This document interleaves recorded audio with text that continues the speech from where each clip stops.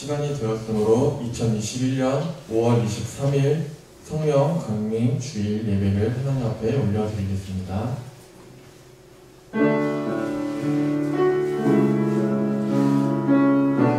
하나님이 말씀하시기를 말세에 내가 내 영을 모든 육체에 부어주리니 너희의 자녀들은 예언할 것이요 너희의 젊은이들은 환상을 보고 너희의 늙은이들은 꿈을 꾸리라. 그때 내가 내 영을 내 남종과 여종들에게 부어주리니 그들이 예언할 것이라.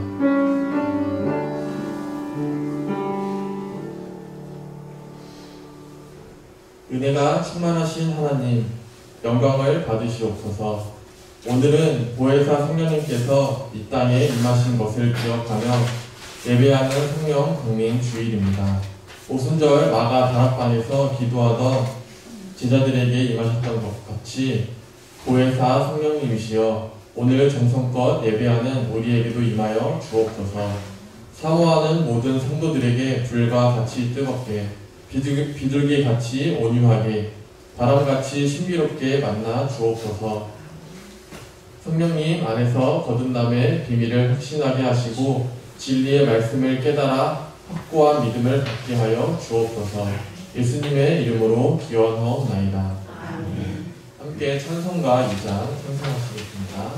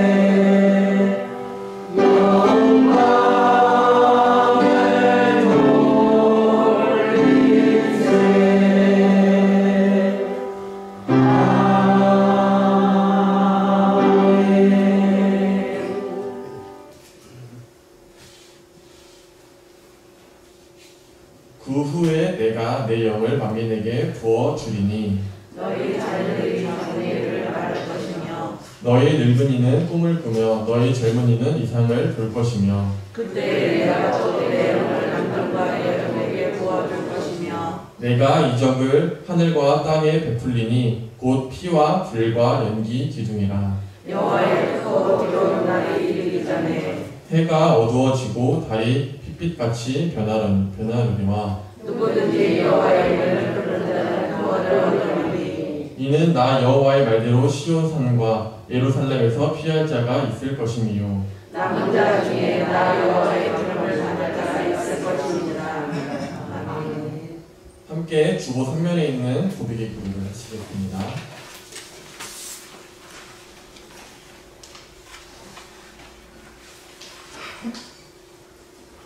말할 수 없는 한식으로 성도들의 기도를 도우시는 성령 하나님, 이제 두렵고 열린 마음으로 드리는 기도를 받으시옵소서.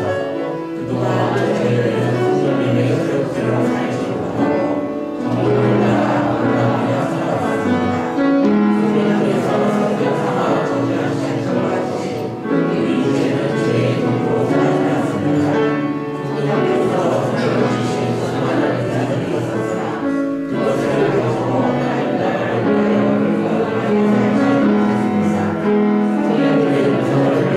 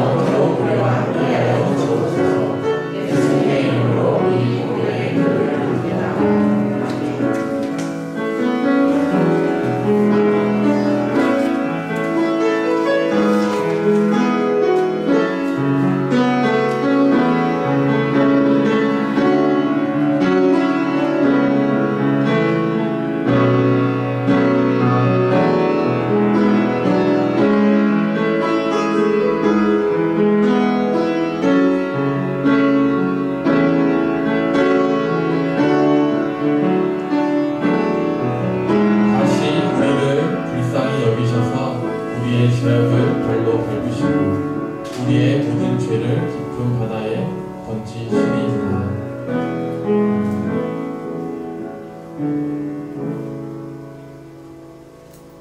나는 전능하신 하나님 천지의 창조주를 믿습니다. 나는 그의 유일하신 아들 우리 주 예수 그리스도를 믿습니다. 그는 성령으로 잉태되어 동정녀 마리아에게 태어나시고 본디오 빌라도에게 고난을 받아 십자가에 못 박혀 죽으시고 장사한 지 사흘 만에 죽은 자 가운데서 다시 살아나셨으며 하늘에 오르시어 전능하신 아버지 하나님 우편에 앉아 계시다가 거기로부터 살아있는 자와 죽은 자를 심판하러 오십니다. 나는 성령을 믿으며 거룩한 공교회와 성령의 교제와 죄를 용서하는 것과 몸의 부활과 영생을 믿습니다. 아멘. 함께 찬송가 35장 찬송하시겠습니다.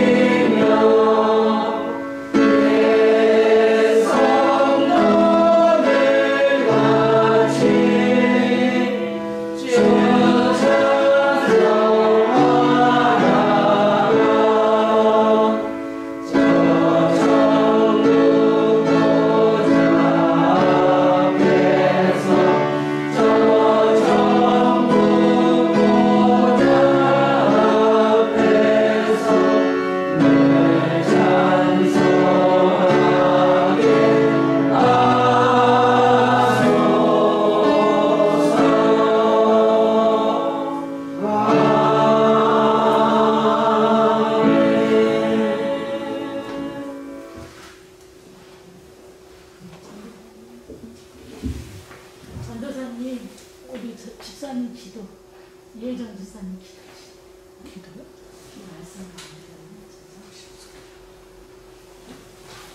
말씀을 드리면 기도하라고요?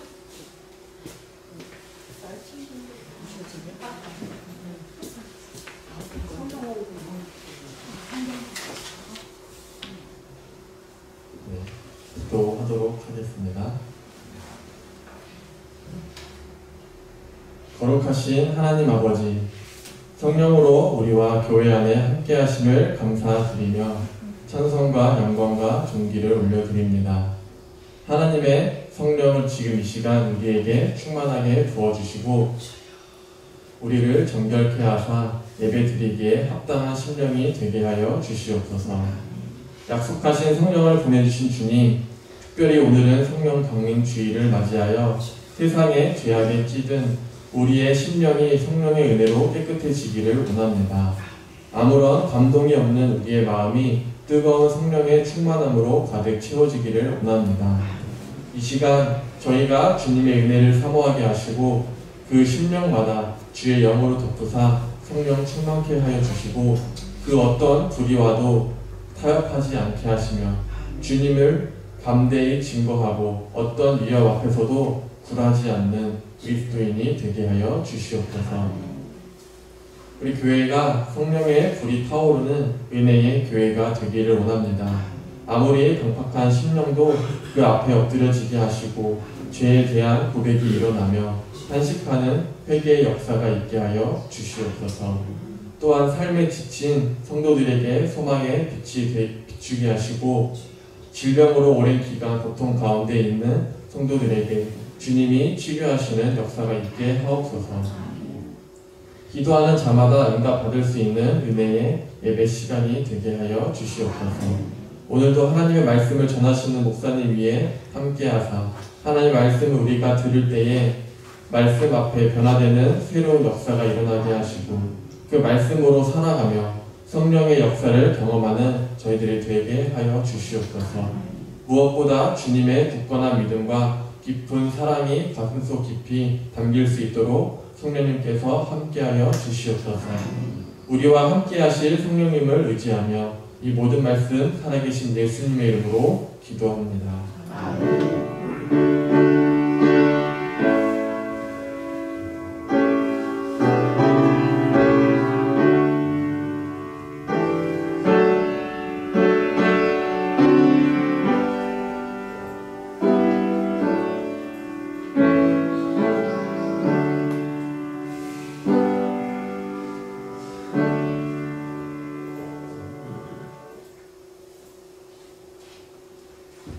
오늘의 말씀은 로마서 8장 19절에서 27절 말씀까지입니다. 로마서 8장 19절에서 27절 말씀입니다. 신약성경 250면 있습니다. 신약성경 250면 있습니다. 예정 집사님이 봉독이셔요.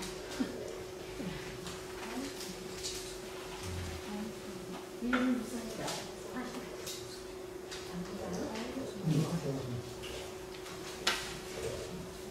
로마서 8장 19절에서 27절 말씀을 제가 공독하도록 하겠습니다. 피조물이 고대하는 바는 하나님의 아들들이 나타나는 것이니 피조물이 허무한데 굴복하는 것은 자기 뜻이 아니요 오직 굴복하게 하시는 이로 말미암으니라. 그 바라는 것은 피조물도 썩어짐에 좀 노릇한 데서 해방되어 하나님의 자녀들의 영광의 자유에 이르는 것이니라. 피조물이 다 이제까지 함께 탄식하며 함께 고통을 겪고 있는 것을 우리가 아느니라. 그뿐 아니라 또한 우리 곧 성령의 처음 익은 열매를 받은 우리까지도 속으로 탄식하여 양자 될 것 곧 우리 몸의 생명을 기다리느니라. 우리가 소망으로 구원을 얻었음에 보이는 소망이 아니니 보이는 것을 누가 바라리요. 만일 우리가 보지 못하는 것을 바라면 참음으로 기다릴지니라. 이와 같이 성령도 우리의 연약함을 도우시나니 우리는 마땅히 기도할 바를 알지 못하나 오직 성령이 말할 수 없는 탄식으로 우리를 위하여 친히 간구하시느니라.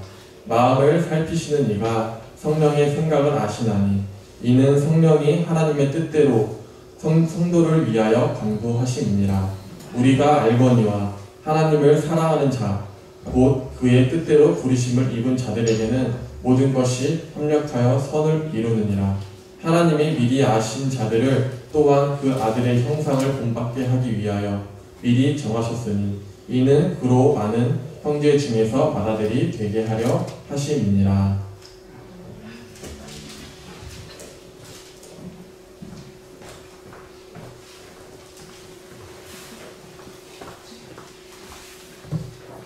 오늘은 성령이 오심을 기념하는 성령 감임주일입니다.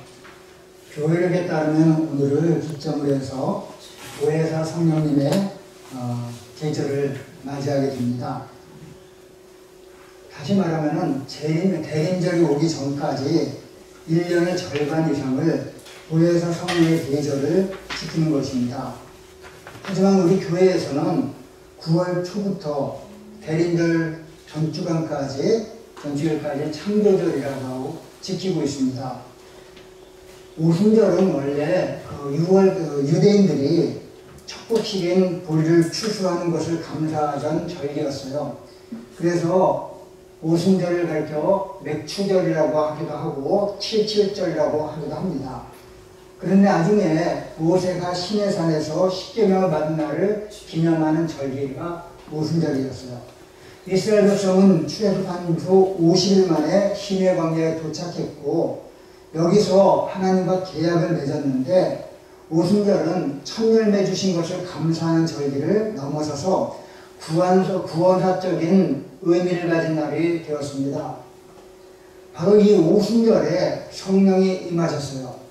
이제 성령께서 임하셔서 교회라는 첫 열매가 맺어진 것을 감사하는 절기가 오순절이었습니다. 또한 과거 시내산에서 율법을 주신 사건이 이제는 성령을 주신 사건으로 대치가 되었어요. 오순절이 구약 성경의 성부 하나님의 시대, 신약 성경의 성자 예수님의 시대, 그리고 교회를 세우시고 이끌어 가시는 성령 하나님의 시대를 여신 것입니다. 사랑하는 성도 여러분, 성부 하나님은 역사적인 예수 그리스도 안에만 계시지 않고 성령을 통해서 지금 우리 안에도 계십니다.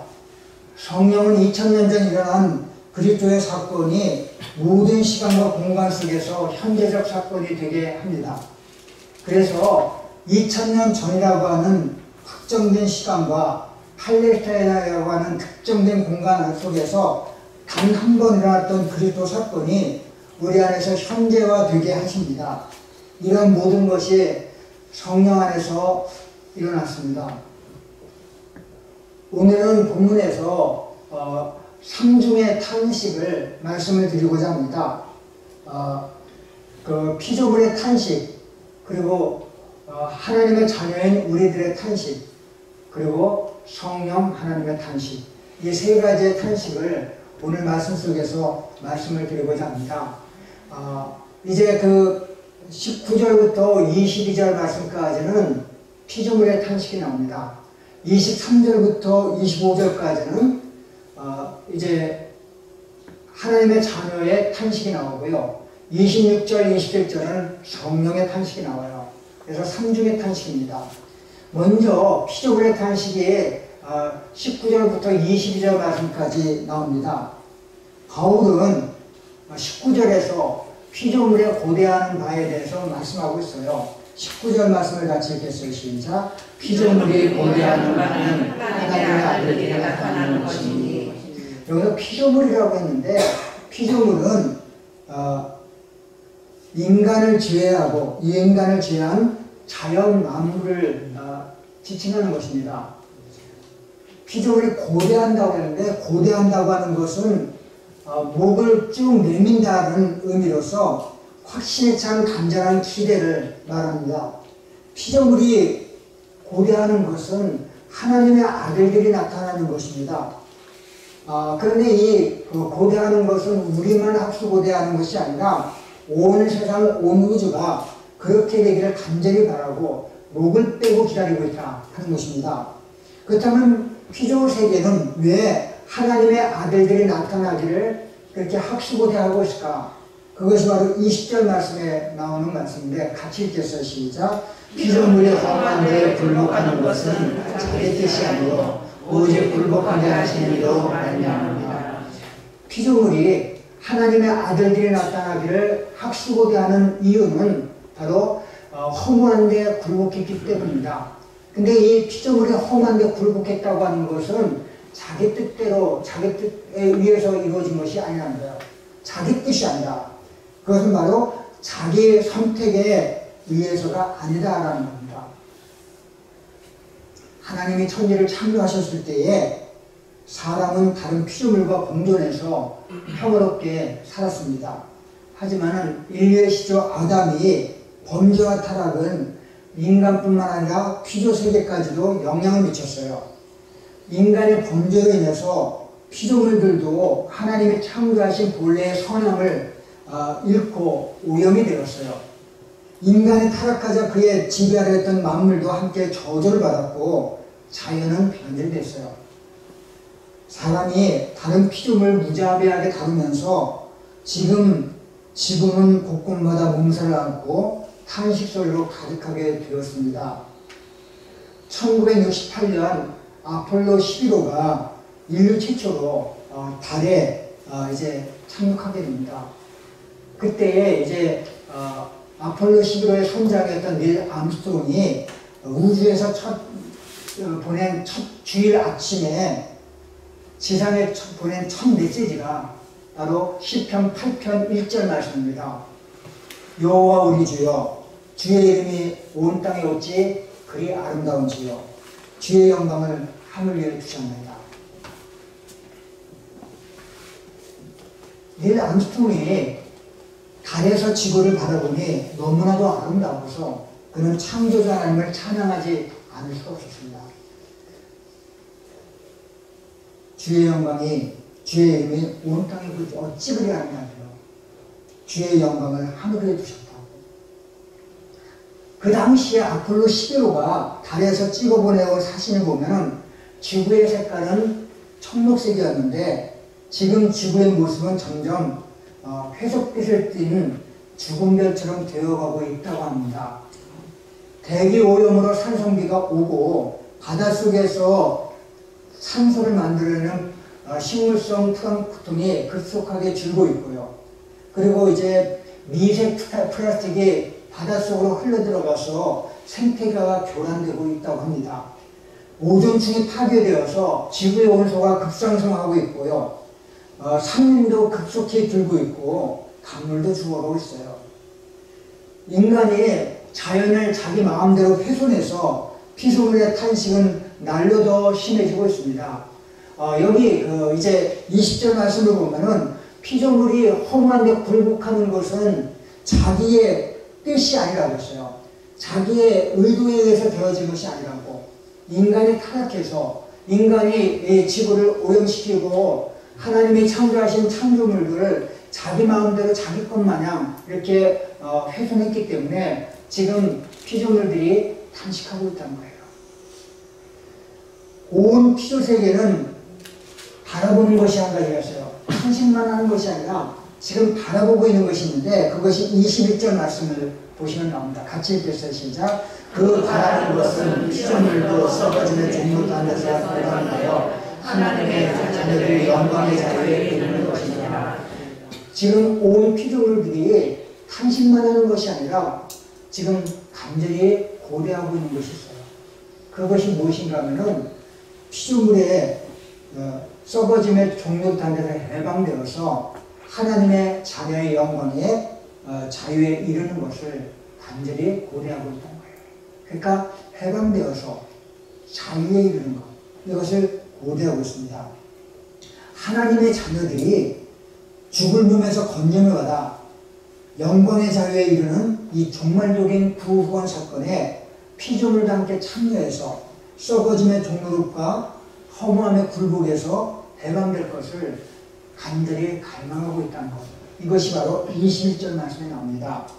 그렇기 때문에 그리스도를 통한 구원은 영, 혼, 육의 모든 영역을 포괄하는 전인적인 것이고 또 새하늘과 새 땅을 소망하는 전 우주적인 창조 질서의 회복입니다.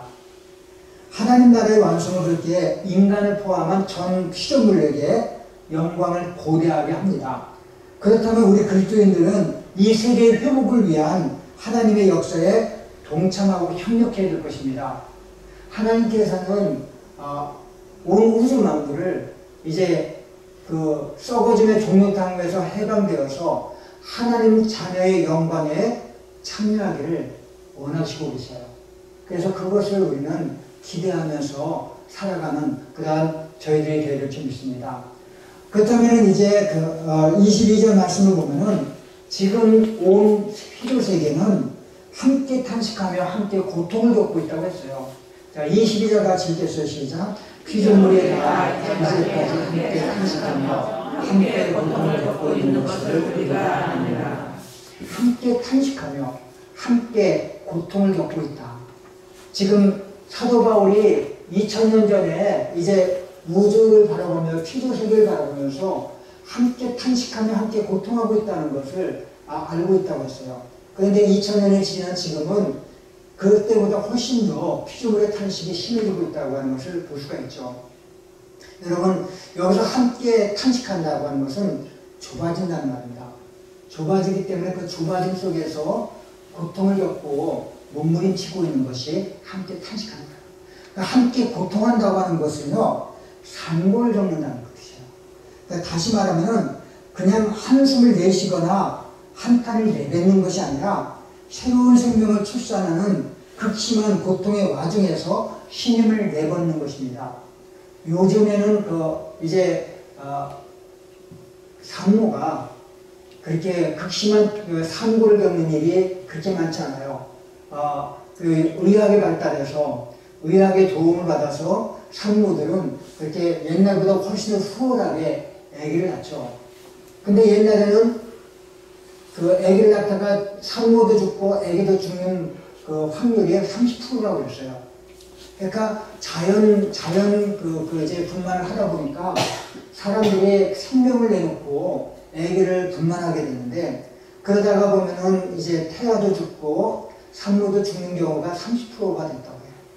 그러니까 그 당시에는 이제 목숨을 내놓고, 그리고 이제 의학의 별다른 도움 없이 고통을 겪으면서 아기를 출산하게 됩니다. 그런데 이 아기를 출산하는 것은 그렇게 지금은 극심한 고난이 있지만, 고통이 있지만은, 그러나 새로운 생명을 잉태한다고 하는 기대가 있었던 거예요. 현재의 상황이 매우 고통스럽다는 사실과 아울러 이 고통이 새로운 생명을 출산하는 기쁨으로 이제 끝날 것이라고 하는 희망과 기대가 바로 함께 고통한다 하는 그 말 속에 있습니다. 사랑하는 성도 여러분, 완전한 영광이 나타날 때에 모든 피조세계는 새하늘과 새 땅으로 변화될 것이죠.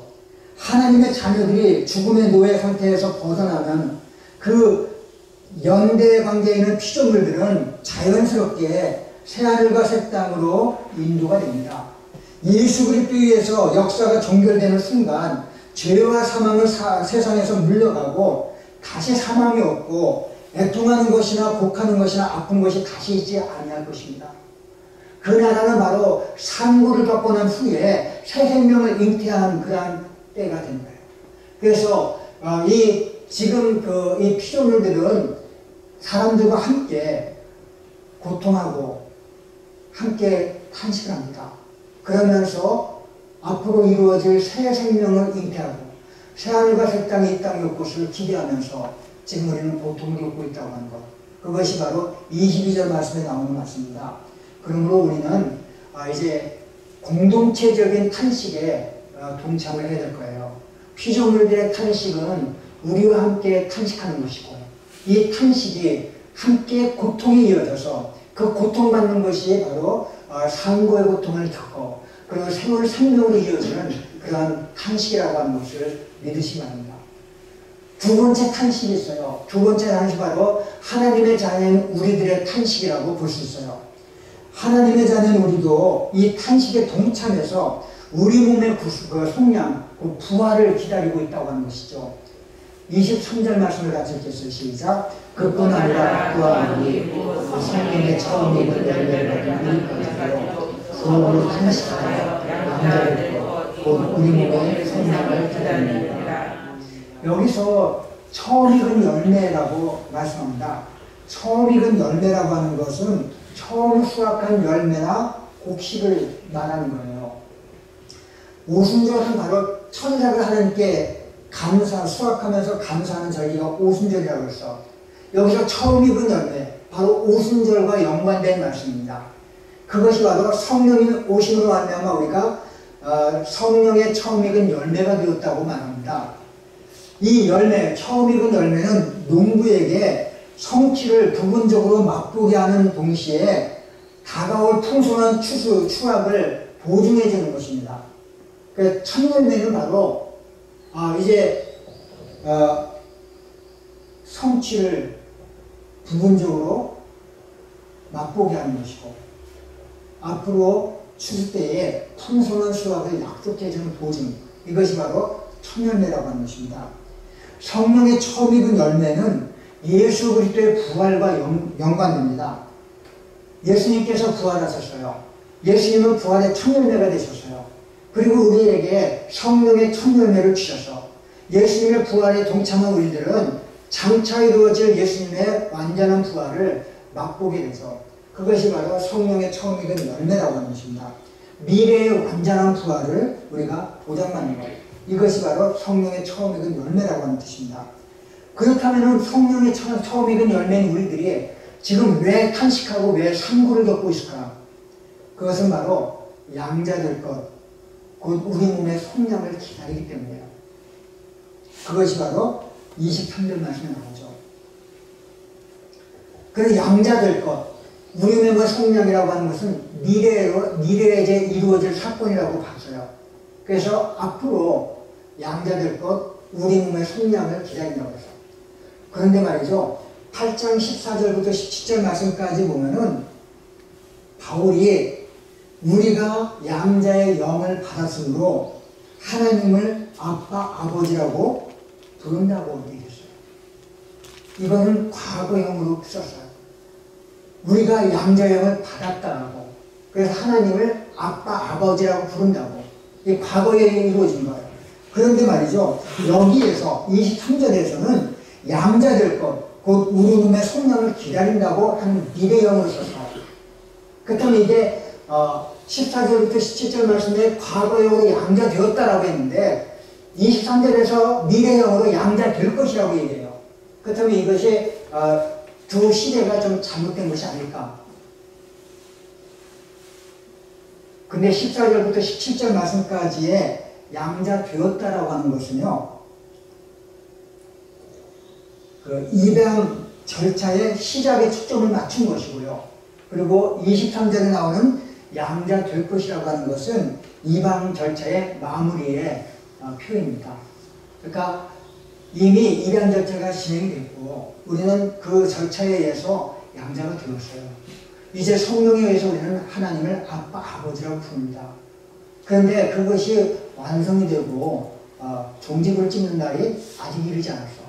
그래서 우리는 양자될 것, 우리 몸의 속량을 기다리는 그러한 성도들인 것을 믿습니까?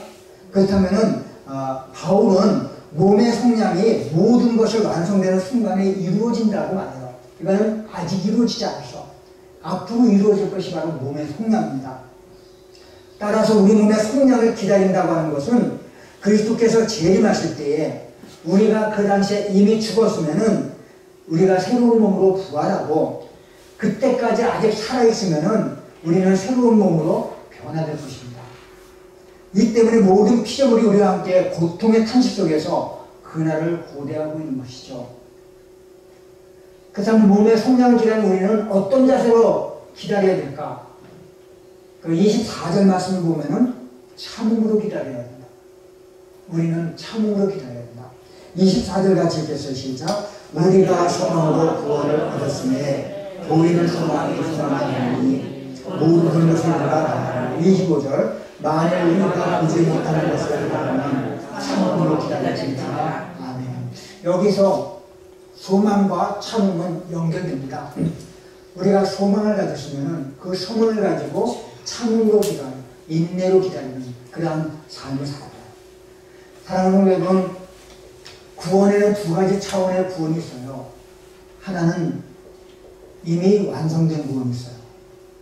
예수님을 믿음으로 말미암아 우리는 구원을 받았습니다. 하나님의 자녀가 되었어요. 이미 완성된 구원이에요. 근데 장차 이루어질 구원이 있어요.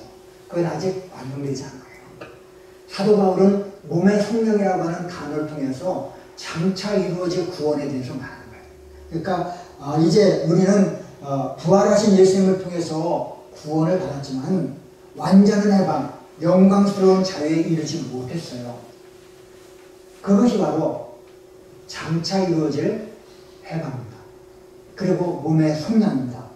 우리는 예수 그리스도를 영접하는 순간 구원받았지만 구원의 완성은 예수님께서 재림하실 때에 이루어질 것을 믿습니까? 따라서 성도라면 몸의 완전한 성량을 위해서 주님의 재림을 사모해야 돼요. 그러면 우리는 현재의 삶에서 그 구원받은 우리들이 완성될 구원을 위해서 예수님이 재림하실 때에 우리의 몸이 완전히 변화될 몸의 성량을 기다리고 있는 거예요. 어떤 때는 하나님의 상식이 통하지 않는 하나님 같아요. 그때마다 우리에게는 탄식이 터져 나옵니다. 하나님, 왜 우리에게 이런 고난을 주십니까? 욥과 예레미야가 요나와 하박국 신앙의 위인들도 그렇게 탄식을 했어요. 예수님도 십자가 위에서 엘리 엘리 라마 살았다니 나의 하나님 나의 하나님 어찌하여 나를 버리셨나이까 라고 탄식을 합니다. 오늘날에도 이 탄식은 여전히 이어지고 있어요. 상식적으로 이해가 되지 않고 도저히 설명되지 않는 탄식들이 우리 주변에 널려 있어요. 아무리 생각해도 내가 왜 하나님 앞에서 이렇게 힘든 고난을 겪어야 하는지, 내가 예수님을 믿으면 예수님이 내 안에서 주시는 그 은혜를 우리가 받았다면 우리에게 왜 이런 일들이 닥쳐오는지 이해되지 못할 때가 많아요. 정말 죽을 병에 걸려서 고통 겪고 있고, 또 내 자녀가 나보다 먼저 세상을 떠나기도 하고, 또 이혼하기도 하고, 살해를 당하기도 하고, 또 외로워하기도 하고, 무의미한 삶을 살기도 하고, 왕따를 당하기도 하고, 또 실패하기도 하고, 예기치 못한 죽음도 찾아옵니다. 그럴 때마다 우리는 탄식을 하죠. 왜? 내가 구원받았는데, 내가 하나님을 믿는데, 이미 하나님의 자녀가 되었다고 하는데 왜 나에게 이런 고통과 아픔이 닥쳐올까? 여러분은 왜 교회를 찾아왔을까? 왜 이 교회에 나왔습니까? 왜 하나님을 찾습니까? 뭔가 숨겨진 스토리가 있기 때문이에요. 다시 말하면 아무 문제가 없는 사람은 교회에 메리트가 없어요. 문제가 있기 때문에, 기도 제목이 있기 때문에 이 자리에 나온 거예요. 이 세상에 육을 따라 살지 않고 성령을 따라 살기 위해서 죄와 악과 불의와 더불어 싸우기도 하고, 그렇게 하는 가운데 고통도 나와 탄식하는 사람들도 많이 있어요. 왜 우리가 이렇게 고통을 당하며 살 수밖에 없을까? 구원받은 우리들인데 왜 우리에게 이런 아픔이 올까?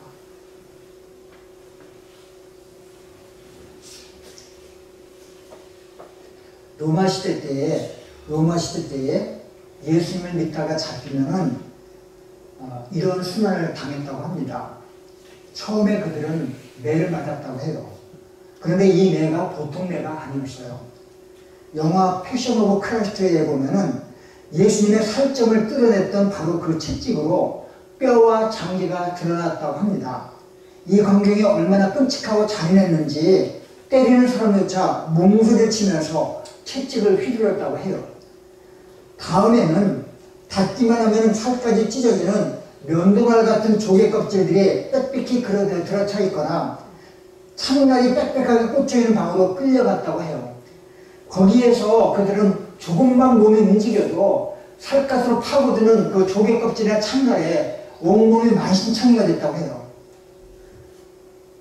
형벌에 대한 역사 기록은 여기에까지 되어 있습니다. 그런데 초대교회 역사에 보면은 거기에다 붙여 이렇게 쓰고 있어요. 여기까지의 고통은 단지 시작에 불과한 것이었다. 진정한 고통은 그 다음부터였다.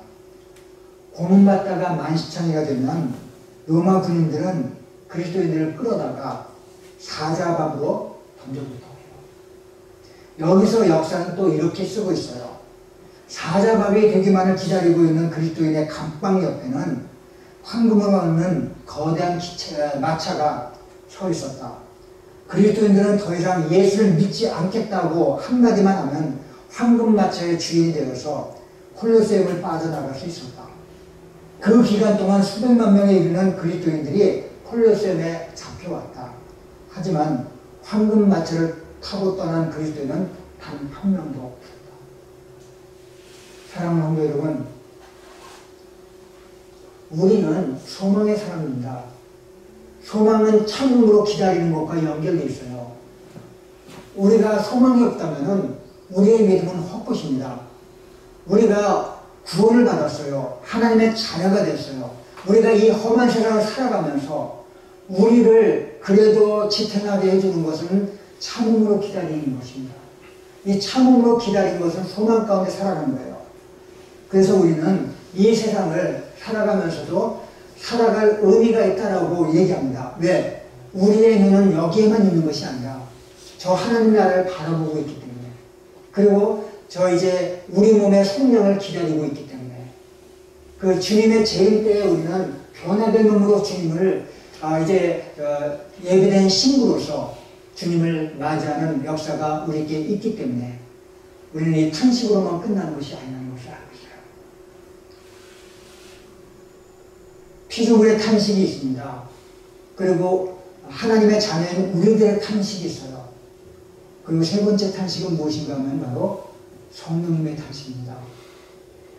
26절과 27절 말씀을 보면 성령의 탄식이 나왔어요. 26절 같이 읽겠어요. 시작. 이와 같이 성령도 우리의 연약함을 도우시나니 우리는 마땅히 기도할 바를 알지 못하나 오직 성령이 말할 수 없는 탄식으로 우리를 위하여 친히 간구하십니다. 그날의 영광을 기다리며 참음으로 기다리는 것은 홀로 외롭게 가는 길이 아닙니다. 성령이 도우시며 함께 해주시는 길이 바로 이 길이에요. 성령님은 우리가 하나님의 자녀임을 보증해 주시는 데서 끝이는 것이 아니라 구원이 완성될 때까지 우리를 옆에서 도와주셔요. 그리스도인들은 이 세상에 살면서 때때로 흔들리고 넘어질 수 있고 연약해질 수 있어요. 연약함이라고 하는 것은 무능함, 열등감, 무력감, 부족함, 이 모든 종류의 결핍을 말하는 것이 바로 연약함입니다. 성령님은 우리의 연약함을 보셔요. 여기서 연약함은 아무것도 할 수 없는 무능한 것이죠. 그런데 성령님은 우리의 전적인 무능력, 절대적인 무력감을 도우시는 분이에요. 우리는 때로 어려움을 당할 때에 하나님께 어떻게 기도해야 될지 막막합니다. 또한 믿음이 부족해서 기도를 들으시는 하나님이 얼마나 크신 분인지, 우리를 향한 하나님의 사랑과 구원의 깊이와 너비가 어떠한지를 알지 못해요. 우리는 하나님께 올바른 기도를 드리기에 턱없이 부족합니다. 하지만 우리의 연약함에도 소망이 있는 것은 우리 안에 계신 성령님이 우리의 연약함을 도우시기 때문이에요. 우리는 무능합니다. 우리는 무력합니다. 또 이제 우리가 정말 아무것도 할 수 없는 부족한 존재예요. 그러나 성령님께서는 우리의 연약함을 알고 계시고 우리를 도우신다는 것이에요. 그리고 성령님께서는 우리를 위해서 말할 수 없는 탄식을 하신다는 것이에요. 우리가 어떻게 기도할지 알지 못하지만 성령님이 우리 안에서 탄식하시면서 하나님의 뜻대로 우리를 위하여 간구하시기에 탄식을 뛰어넘어서 힘을 얻게 되는 것을 믿습니까? 27절 말씀을 같이 읽겠어요. 시작. 마음을 살피시는 그가 성령의 생각을 아시나니 이는 성령이 하나님의 뜻대로 성도를 위하여 간구하시느니라. 살피신다고 하는 것은 법적인 용어이기도 하고 의학적인 용어이기도 합니다. 살피신다고 하는 것은 법적으로 샅샅이 살핀다는 뜻이 있고, 의학적인 용어로는 내부를 진찰한다고 하는 뜻이 있어요. 그래야 우리를 살피신다고 하는 것은 마음속 깊은 곳까지 속속들이 살피시는 분이 하나님이시라는 거예요. 그래서 우리를 위해서 자세히 간구하시다, 이렇게 말씀합니다. 이와 같이 성령이 우리 안에서 계셔서 우리를 도와주시고 하나님께서 우리의 연약함을 다 알고 계실 뿐만 아니라 우리의 연약함까지 샅샅이 살펴보고 계시기 때문에 우리를 위해서 간구하시는 그 간구가 실제적이고 우리에게 그 힘이 되는 것을 믿습니까? 그래서 우리는 이러한 그 하나님의 성령님의 도우심으로 말미암아 장차 우리에게 이루어질 구원의 완성에까지 나아갈 수가 있다는 거예요. 우리는 연약합니다. 우리는 순간순간 탄식할 수밖에 없어요. 우리의 입에서는 순간순간 믿음 없는 불신앙적인 그런 얘기들이 터쳐나올 때가 많아. 정말 힘들고 어렵고 그러면 하나님 앞에서 불평등만 원망할 때가 많아. 그러나 우리 안에 계신 성령님이 우리 안에 계셔서 우리의 연약함을 아시고 우리를 도와주시고 우리를 위해서 탄식하시면서 친히 간구하셔.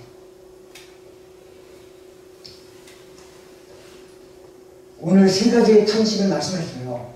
피조물은 하나님의 자녀들이 나타나기를 기다리면서 탄식합니다. 하나님의 자녀인 우리들은 몸의 완전한 성량을 기다리면서 탄식합니다. 성령님은 우리 안에 계셔서 우리가 하나님의 나라에 이르는 하나님의 그 자녀의 몸의 완전한 속량을 이룰 때까지 우리 안에 계셔서 우리의 연약함을 보시고 탄식하셔요. 예루살렘의 멸망을 앞두고 통곡하셨던 주님, 죽은 나설의 무덤 앞에서 흐느끼셨던 주님, 밤새 겟세마네 동산에서 피와 땀과 눈물을 흘리면서 기도하셨던 주님의 모습이 성령의 탄식과 같은 맥락입니다. 이 탄식이야말로 우리가 하여금 하나님의 뜻대로 간구하게 하는 원동력입니다. 그래서 이 기도의 근거에서 하나님을 사랑하는 자에게는 모든 일이 합력해서 선을 이루는 역사가 나타나게 될 줄 믿습니까? 우리는 그래서 우리는 든든합니다. 왜? 나 혼자 이 길을 가는 것이 아니에요. 나 혼자 구원을 완성하는 것이 아니에요. 내 안에 계셔서 나와 함께 나의 연약함을 아시고 나를 위해서 기도하시고 또 이제 하나님의 뜻에 맞게 살아갈 수 있도록 모든 일을 합력할 선을 이루시는 성령님께서 계시기 때문에 우리는 이 길을 당당하게 걸어갈 수 있어요. 참음으로 기다릴 수 있어요. 그리고 그 나라에 이를 때에 우리가 영광스러운 몸의 형체로 변화될 것을 믿습니다. 이 믿음을 가지고 우리의 주어진 삶을 살아가는 저와 여러분 되실 주님의 이름으로 기원합니다. 어느 날 꾀꼬리가 불이 죽어 있어서 지혜자가 꾀꼬리에게 물었답니다. 꾀꼬리야, 너 요새 왜 노래를 부르지 않니? 꾀꼬리가 불평하면서 말했대요. 개구리 소리가 하도 커서 제 소리가 들리지 않았어요. 그러자 이 지혜자가 이렇게 말했답니다. 네가 조용히 있으니까 개구리 소리가 더 크게 들리는 거야. 네가 조용히 있으니까 개구리 소리가 더 크게 들리는 거야. 사랑하는 성도 여러분, 세상에 악하다고 침묵하거나 불평만 하지 마세요. 가장 소중한 일은 탄식 소리가 나는 곳에 가서 희망찬 노래를 부르는 거예요. 성도란 겨울과 같은 상황 속에서도 봄을 노래하면서 봄을 준비하는 사람입니다. 그러므로 세상이 어떠하든 나는 하나님의 뜻대로 살겠다고 결심하고 희망의 노래를 부르는 사람, 또 내 안에 계신 성령님이 나와 함께 계시고 나의 연약함을 감찰하시고 나에게 내 기도하는 곳에 함께 계시고 나와 동일하게 탄식하고 계시다는 사실 믿는 사람이 되길 바랍니다. 요즘 사람들의 마음에 큰 것이 길들여져서 하나님의 은혜가 작아 보여요. 하지만 하나님의 은혜는 작아 보여도 그 은혜가 이 세상의 탄식을 잠재우는 능력이 있음을 믿습니까? 그러므로 작은 실천의 중요성을 잊지 마시기 바랍니다. 믿는 사람답게 살려고 하는 작은 실천을 통해서 꾸준히 아름다운 세상을 만들려고 노력한다면 그런 노력들이 하나의 호흡이 되어서 탄식이고 생명의 노래, 희망의 노래로 바뀌게 될 줄 믿습니다. 여러분들이 제가 가는 곳이 희망의 노래가 울려 퍼지는 작은 하나님의 나라가 되기를 주님의 이름으로 기원합니다. 하나님 아버지 감사합니다. 오늘도 이 자리에 나왔습니다. 지금 온 세상이 질병의 전염병의 공포로 인해서 탄식하고 있고 인간이 저질렀던 잘못으로 인해서 지금 피조물들이 세계가 온 우주가 탄식을 하고 있는 것입니다. 주여 우리들도 이 세상을 살면서 우리 몸의 성령을 기다리면서 정말 하나님의 나라가 이 땅에 이루어지기를 간절히 기대하면서 탄식하고 있습니다. 성령님께서 우리 안에 계셔서 우리의 연약함을 아시면서 우리를 위해서 탄식하고 계신 것을 믿습니다.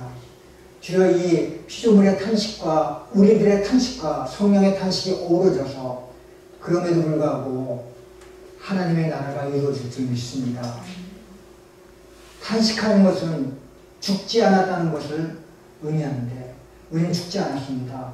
주여 우리에게 힘을 주셔서 이 탄식이 희망의 눈으로 바뀔 수 있도록 은혜 내려 주시옵소서.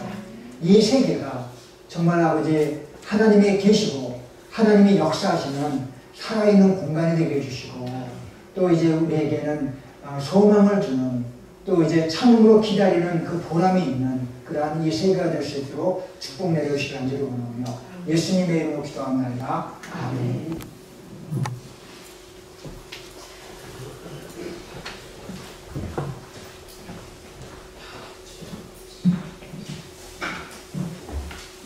찬송가 272장 함께 하시겠습니다.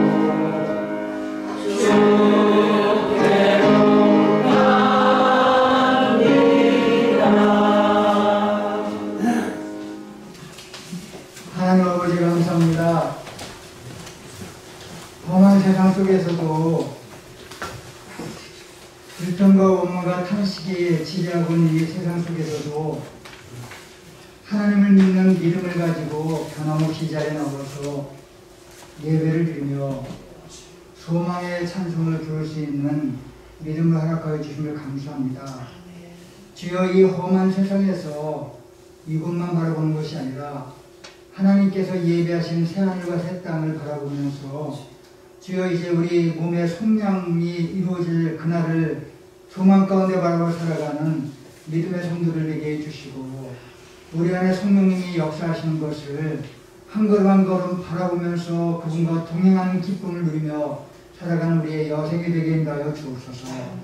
우리에게 건강 주시고, 아버지 사는 날 동안에 주님을 찬양하는 이 찬양이 끊어지지 않도록 우리의 입술에서 언제나 넘쳐날 수 있도록 은혜 내려 주옵소서. 이 자리에 일어서 모든 분들을 축복합니다. 주여, 이제 이 세상 사는 날까지 성령님이 우리와 동행하여 주셔서 흔들리지 아니하고 아버지의 뜻을 온전히 이루어나가는 동영교회 성도들 되게 해주시고, 우리들이 바친 이 예물에 하나님께서 기름 부어 주셔서 우리의 사랑하는 모든 성도들의 헌신을 통해서 하나님의 기쁨이 되게 해주시고, 정말 이 교회가 하나님 보시기에 아름다운 교회로 세워질 수 있도록 인도하여 주옵소서. 감사드리며 예수님의 이름으로 기도하옵나이다. 아멘.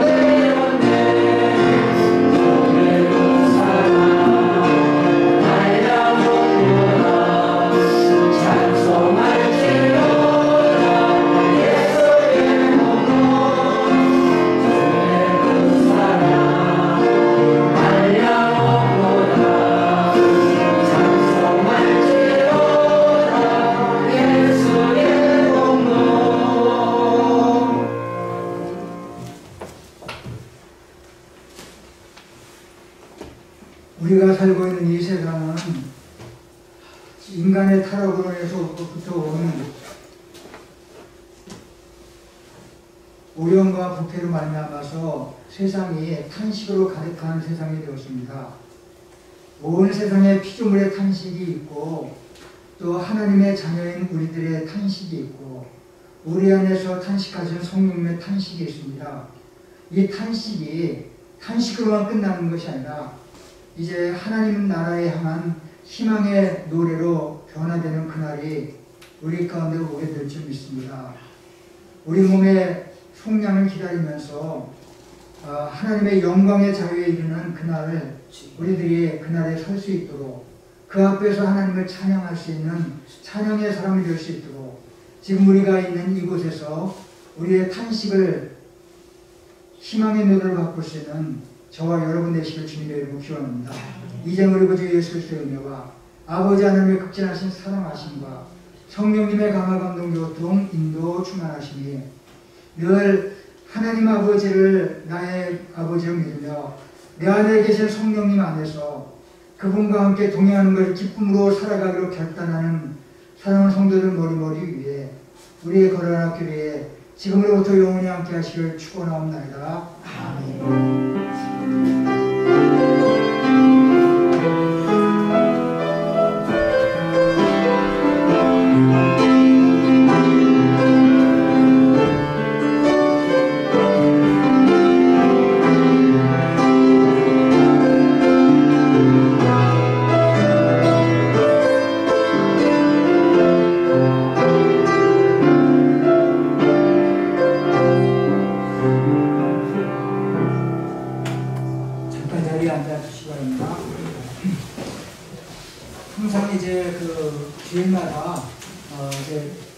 교회 소식은 거의 대동소이합니다.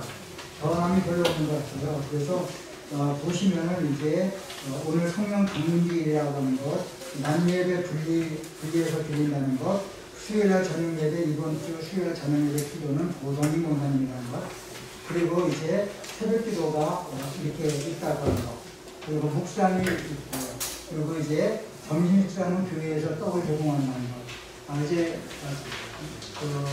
매주마다 거의 비슷한 이제 내용의 이제 광고가 나옵니다. 한 달 동안 주님께 맡깁니다. 한 달은 이제 거의 지나갔죠. 5월 한 달도 어떻게 보면 계절의 여왕이라고 하는데 이 계절의 여왕인 5월 한 달도 코로나 때문에 우리들이 많이 이렇게 주눅이 들어있고 또 이제 힘들어하고 있지만은 그러나 이러한 가운데서도 우리가 희망의 노래를 부를 수 있는 것은 우리 안에 성령님이 계신 것을 믿습니까? 그래서 우리는 희망의 노래를 부르면서 살 수가 있어요. 한 주간 동안 우리 중보기도 가져오는 우리 한진경 원사님입니다. 한진경 원사님 이제 제가 문자로 이제 기도 제목을 받았는데 오늘 이 자리에 나오셨으면 잠깐 나오시기 바랍니다.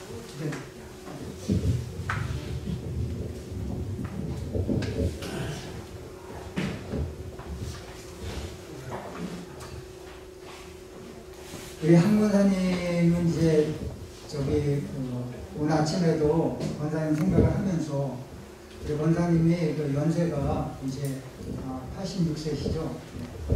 이제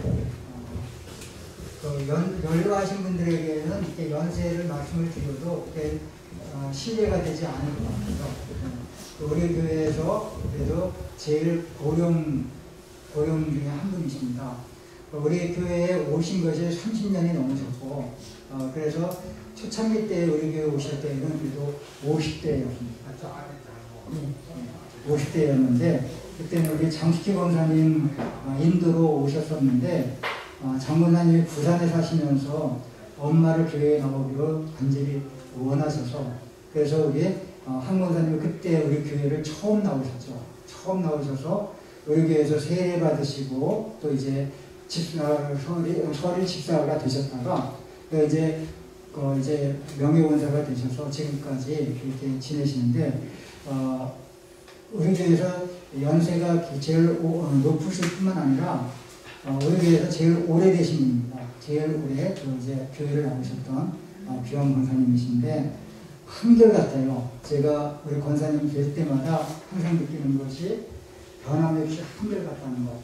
근데 우리 교회는 이상하게 한결같은 분만이 온 교회예요.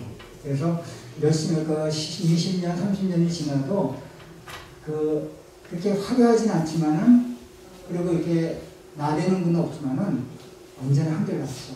그래서 이제 변함없으시고 그래서 늘 편안한 우리 한 권사님 한 주간 동안 기도를 합니다. 여기 기도 제목이 나오는 것처럼 하나님 나라에 갈 때까지 신앙생활 잘할 수 있도록 가족 모두 영적, 정신적, 육적으로 건강하기를 자녀들 신앙생활 잘하고 예수 믿고 구원받기 세 가지 기도 제목을 내놨는데 제가 요즘에 이제 새벽기도 때 우리 이제 나오시는 분들에게 안수를 하거든요. 나오시는 분들이 한 7, 8명, 7, 8명 정도 되시는데 늘 안수를 해요. 그런데 안수할 때마다 요즘의 기도는 어떤 기도하는가 하면은 여기 나온 것처럼 영적인 건강, 정신적인 건강, 육체적인 건강을 위해서 기도합니다.